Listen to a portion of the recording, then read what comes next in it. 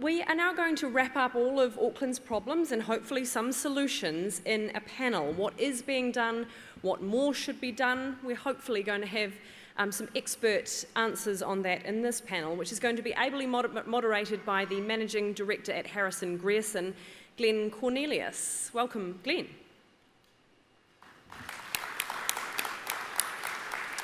And we haven't forgotten your questions, which I can see you have been helpfully sending into Slido. I'm going to hand this over to Glen and hopefully he can incorporate some of those questions into this panel. Thank you, Nadine. Well, aren't we in changing times? At Harrison Grierson, we've been designing and shaping New Zealand for over 130 years, and I'm pleased to be leading this panel discussion on transport and housing. I believe we're at a tipping point in the transport and housing infrastructure in New Zealand. We all know that our transport system is at capacity. Karen's slides have just shown that capacity is going to be consistently high for the coming decade. Drones and UAV flights may be coming to some of us, but that is into the future. And in the meantime, it's costing us billions of dollars in lost productivity. Also, our housing affordability is at a crisis point and home ownership is out of the reach of many people. So it is time for significant change. It is positive to hear there is a groundswell that we do need to have change and that plans are underway. However, are we doing enough? I'd like to invite our panel up to discuss what more must be done to ensure that we have a step change within our society. Firstly, I'd like to invite up Kim Campbell, the Executive Officer of EMA Northern. Welcome, Kim.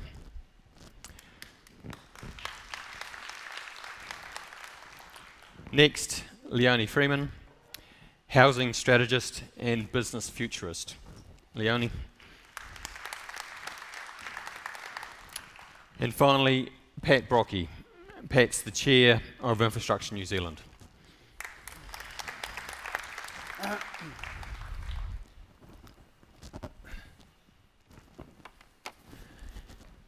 Right, thank you for joining me on the couch. We've heard a lot this morning on what is happening in New Zealand and what plans are in place. I'd just like to hear from each of you your thoughts on what you've heard from Deputy Mayor this morning, David Norman's presentation on the housing gap, Karen's discussion on the congestion crisis and potential pricing, and understand if you're satisfied with the steps that have been taken and progress to date. Pat, let's start with you. Hope you can hear me okay. I thought the presentations this morning were excellent, and some of what we learned perhaps we weren't aware of. If I just take Karen's presentation, the last one, to know what's going on with congestion pricing, to know that there is work being done, because it did seem to us that it had stalled. So there's some good work going on, and I also agree with David Norman that there's not a single solution here. We are needing multiple solutions, and we can debate the direction. And I think Bill Cashmore said we might have a slight difference of opinion about building up and building out, and the percentages of where that may head.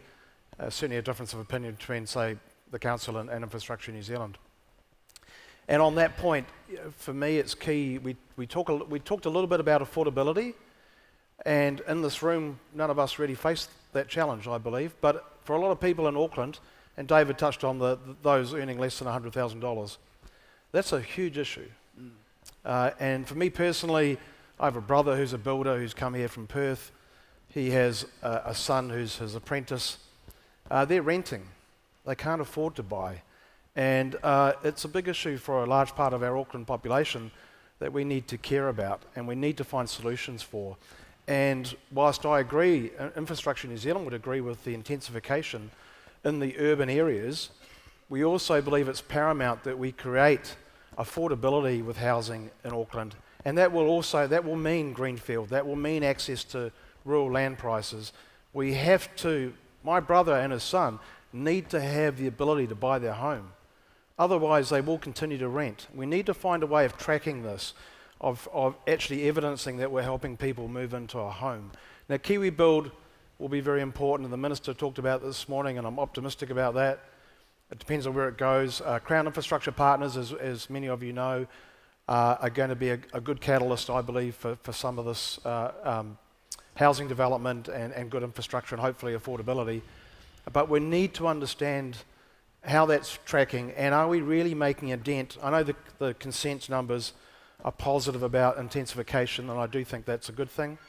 But I'm very concerned about the affordability aspect, and for those homes, to generate homes below that $600,000, $650,000 level, and based on that stat of incomes, 50% of those people that have income less than $100,000, we need to really care about those people and find solutions. And I think Kiwi Build and the announcement this week by Kiwi Bank to offer a 90% loan to value a mortgage is very, very important. And those are positive developments, and hopefully the other banks will follow suit. So there's a lot of good things going on in the presentations this morning for me, and it's an openness about letting us know that things are actually moving in a lot of good direction.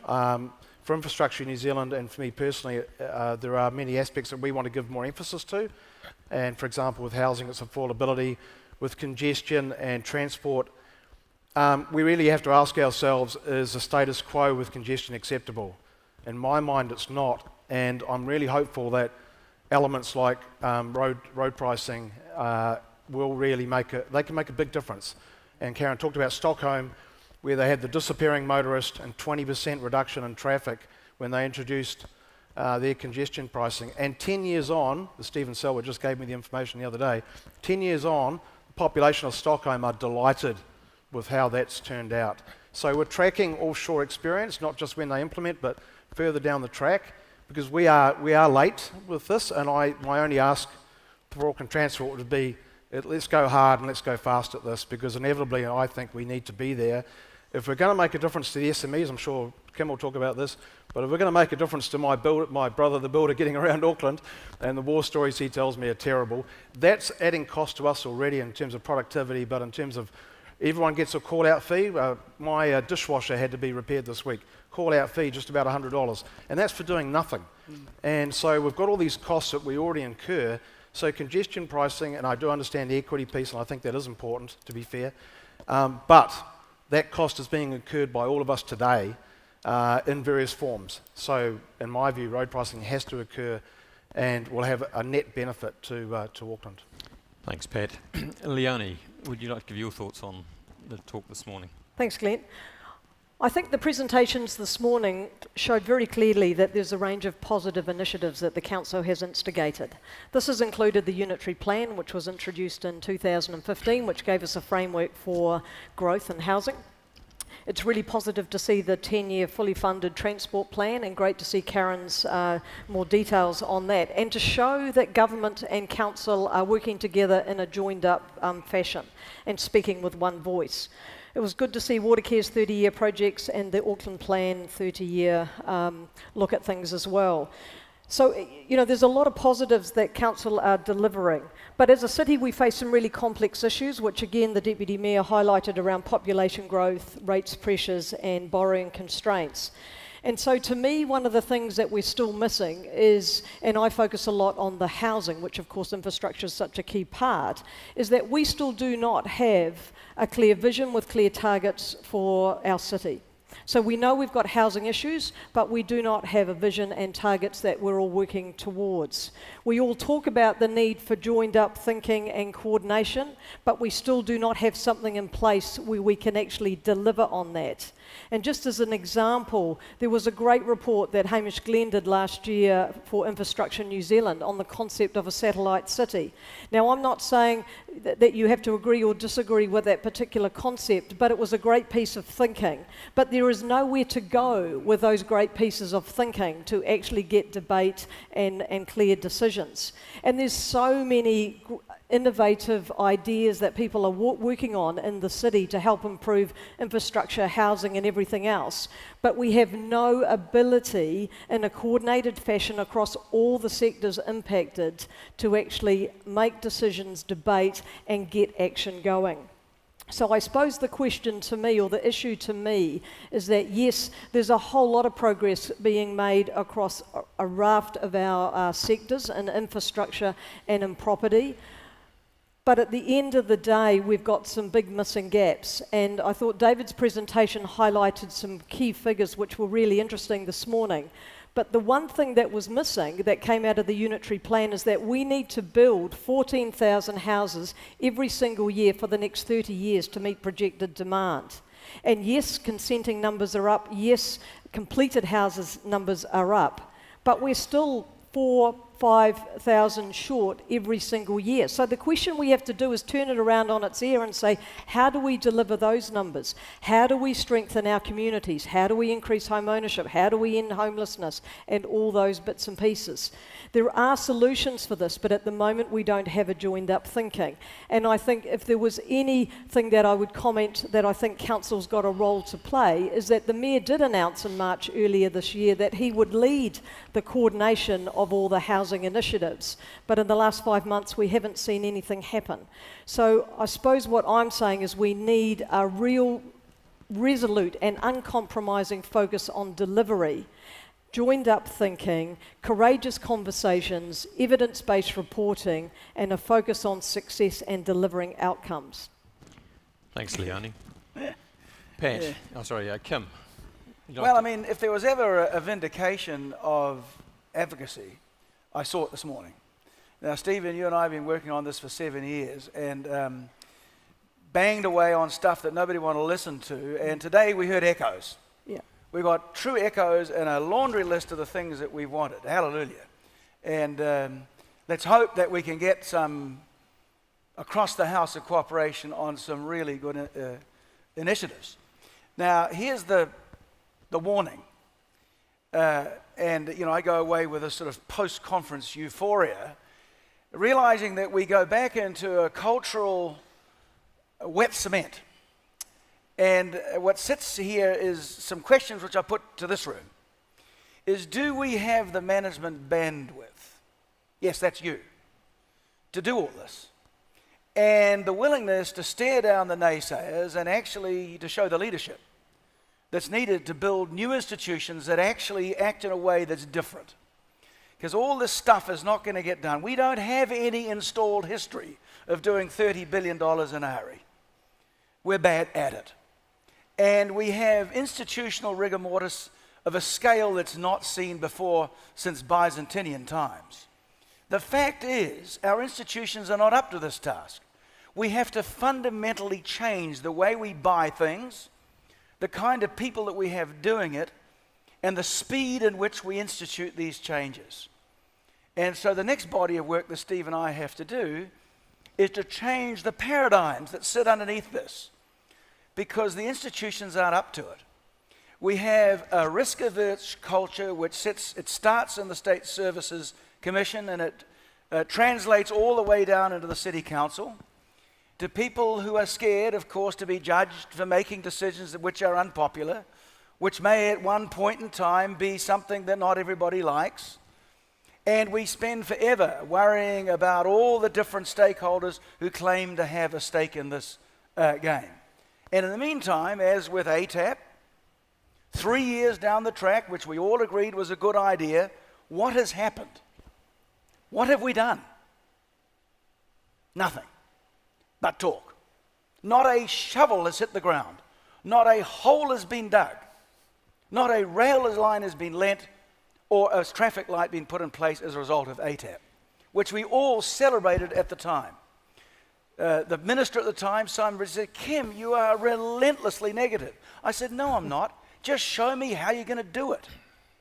Where are the people, the cultural changes that are needed to get this done?"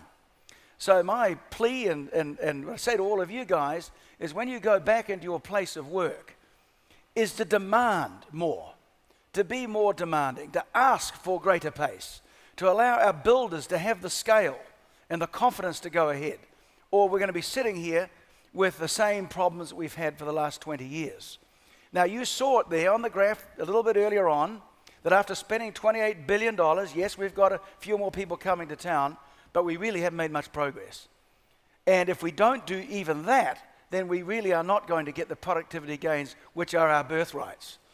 And our kids are going to say to us in a few years' time, saying, what were you thinking about?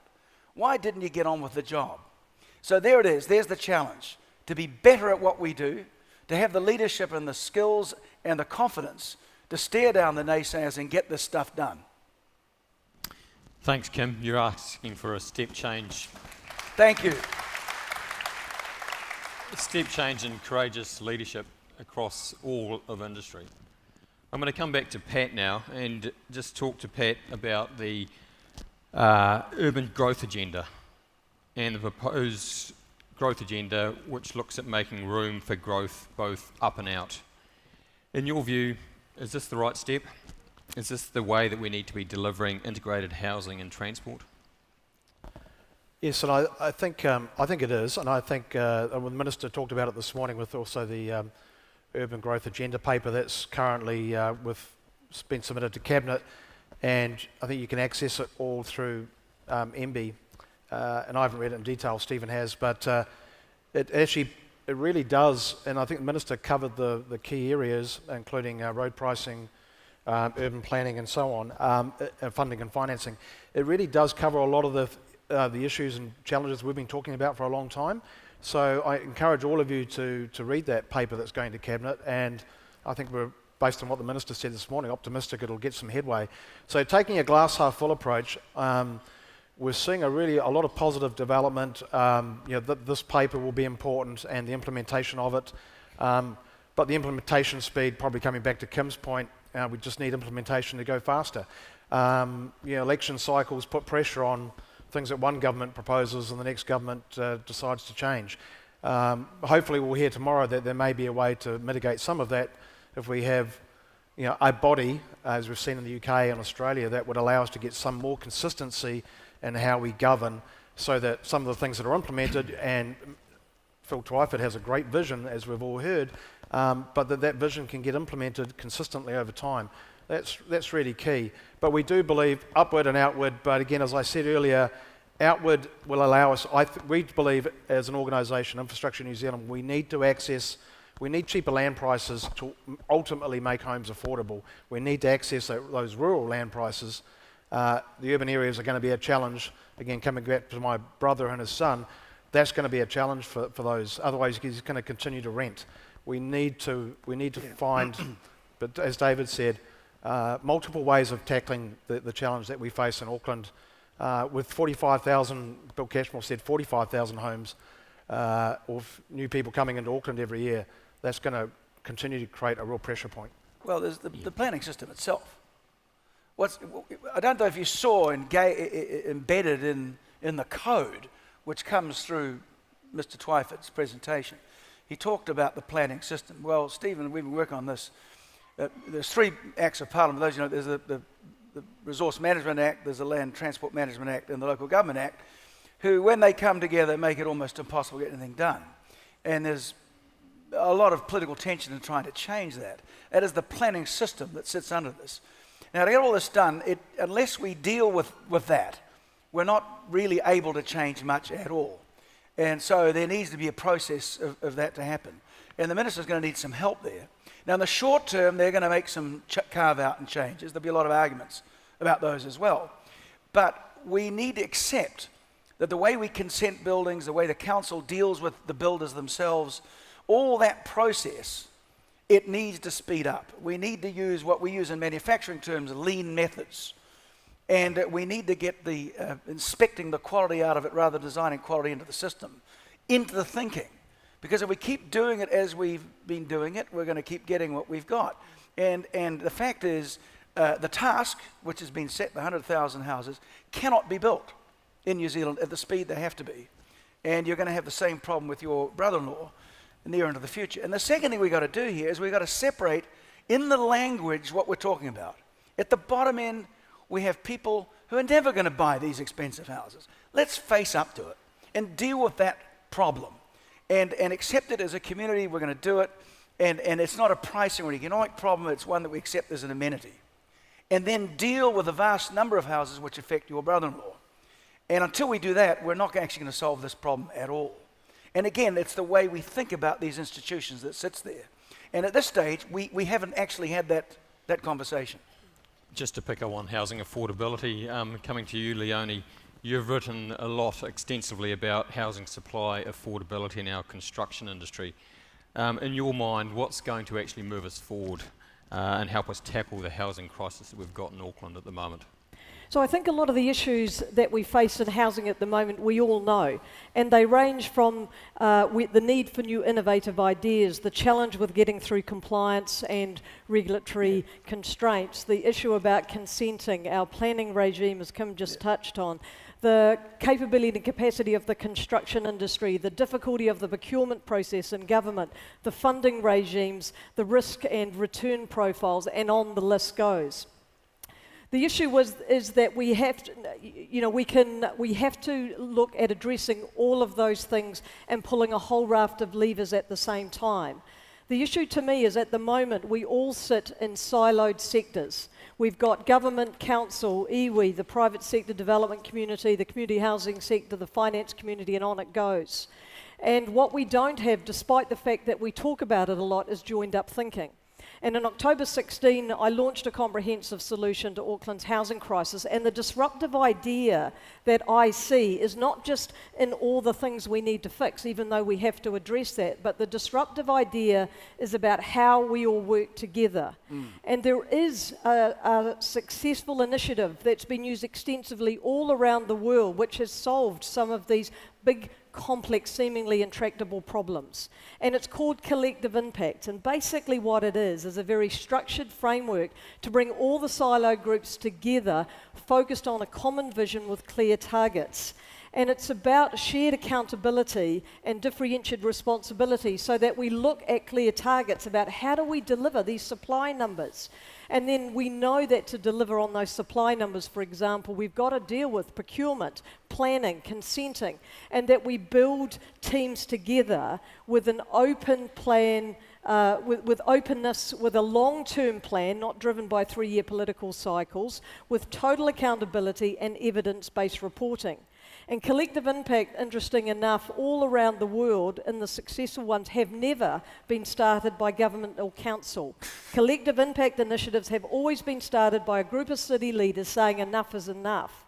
Now, I've been standing up for 18 months saying enough is enough, and this is the leadership change we need, because we've got to stop the finger pointing and the game playing and the political games and the egos and thinking that one entity can solve it. They can't. We've got to come together. We've got to build trust, and we've got to have courageous conversations to deal with these issues. And then I think we've got some hope. So, last night I had the absolute privilege of being a judge at GHD's Smart Seeds Innovation Competition. And what they had done was they'd brought a whole lot of young leaders in the infrastructure industry together, right across public sector and private sector, focused on solving some problems. Now, the outcomes of that was absolutely fantastic, and these people worked on these initiatives for 3 months. Now, imagine if that became the norm for how we addressed and solved these issues, because that effectively is a collective impact initiative. So this is the step change and the disruptive idea, because until we change something, then we're going to continue to see the same results. So I ask you all, because you can sit there and say, look, I don't know what to do, the problem is too big. But I encourage everybody to look at what they can do within their own job, within their own organisation, and join the conversation to say that the solution must be one that we have all joined up together with a common vision, clear targets, clear accountability, a long-term plan, and a resolute and uncompromising focus on delivery. Thank you, Glen. Thanks, Leonie. I think we can all agree that bold change is needed. And I'm just going to touch on the urban growth agenda again, because Minister Twyford spoke this morning about that and the legislation that's being enabled to establish the Urban Development Authority. Kim, if I can turn to you and ask your opinion on the Urban Development Authority, and is that going to help? Well, bear in mind, we've got to understand this is a nationwide. We're sitting here in Auckland. Unfortunately, it's a very Auckland-centric conversation. But it's actually a nationwide issue. And you know, if anyone goes to Queenstown, you know the sort of problems that they've got down there. In the recovery of Christchurch, we learn a lot of lessons there. This authority, of course, will be just yet another moribund, Sleepy Hollow corporate broom closet in Wellington, meandering around doing nothing, unless it's given some people who are actually got some energy. The issue is getting it to be energetic. And the second, they give it a mandate and a warrant to actually do things. Because, you know, we're going to need some atom bombs and some Sleepy Hollows around New Zealand to actually make any difference. You know, let's face it, unless he declares martial law in the housing business, you know, things are not going to change. So let's hope that he gives this authority sufficient horsepower that it actually can make some real changes, in which case it might work. The second part of it, of course, how are you going to fund this? And I've seen it in a number of the things. Every time we built any major project in recent years, we had to declare an act of parliament in martial law. Happened with the West Tunnel. You know, where do the checks go? Who's actually going to handle the money? These things haven't been worked out, but they need to be. So my encouragement is anyone who gets involved in this authority, make sure don't even get near it. Don't touch it with a barge pole until you know what the mandate is, until it actually has a warrant to get things done. Otherwise, it'll be a well-intentioned talk fest. Thanks, Kim. Some provocative ideas there. I knew Nadine was going to be giving me the bell with 5 minutes to go. I'd just like to finish then on one point from each of you. One succinct point. Really? You're looking at really. Were you looking at me? I'm looking at all of you. In your view, what would the one single change be to make the biggest difference in addressing our housing and transport challenges? Hat, I'll start with you. What I like currently is the integrated approach to transport and housing. I hope we'll continue with that, but that's not a new thing. But, well, I guess it's new in terms of this government, but I really think it's important that we take an integrated approach to that, and the consent information that David Norman talked about showed that that's happening. I just say, as Kim's saying, be courageous. We need to look at 20, 30 years. The satellite city idea that was put forward last year, that Leonie mentioned, that's sort of, to me, it's sort of almost been ignored. And I think if we're looking at we're not looking at consents. Looking at consenting today is fine, but really we need to be taking a long-term vision. We're going to need other things to be happening, and I think we're ignoring some of the big picture ideas that we really need to be focusing on if we're going to really provide for the future. So for me, it's being courageous about implementation. I think this government has got a little bit of backbone about them, but between local government and central government, be courageous about ideas that come out through these forums, like a satellite city, like road pricing, which we're not a guinea pig for. Be courageous, be brave, because honestly, those are the things that are really going to move the dial. In addition to ATAP, which is fantastic, let's not lock what's being done, but there's so many other things we could be doing if we were brave. Thanks, Pat. Leonie. I'd like to see a collective impact initiative be implemented for Auckland to solve its housing crisis, because I believe that has worked successfully all around the world and can be applied in New Zealand. Finally, Yeah, Kim. we're talking about New Zealand's infrastructure here. And what we're actually dealing with is actually getting used to growth. Remember, we had nearly 30 years of almost no growth in New Zealand. Suddenly we have a growing, vibrant, changing community. And so what we need to do is understand that New Zealand is one of the most urbanized countries in the world. And we really haven't got used to being in cities. So what I'd like to see as the big idea is that we as community leaders lead the rest of the community into understanding that there is a new way of looking the way we're going to live.